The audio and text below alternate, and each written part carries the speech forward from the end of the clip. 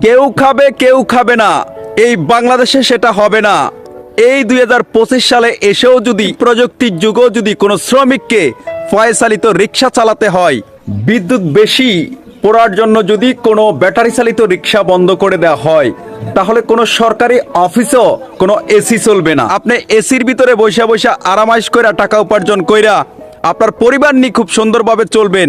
যারা শ্রমিক আছে তারা পায়ে চালিত রিক্সাকে মাথার ঘাম পায়ে ফেলে তাদের পরিবার নিয়ে চলতে পারবে না। এটা এই বাংলাদেশে হবে না। দেশ যখন মডার্ন হয়েছে, এই আধুনিক যুগও ব্যাটারি চালিত রিক্সা চলবে। গরিব মানুষ যেটাই করে সেটাতেই দোষ, আর বড় লোকেরা যা কিছু করে কোনো কিছুতে দোষ নেই, তাই না? এই বৈষম্য আপনারা কোথায় পেয়েছেন? যে বৈষম্যর জন্য এই রিক্সা চালকেরা আপনাদের সাথে আন্দোলন করেছে, বৈষম্যর আন্দোলন করেছে। কোনো ধনী গরিবের ভেদাভেদ থাকবে না। আর সেখানে দেখছি আপনারা ধনী গরিবের এই শুরুতে ভেদাভেদ শুরু করে দিচ্ছে।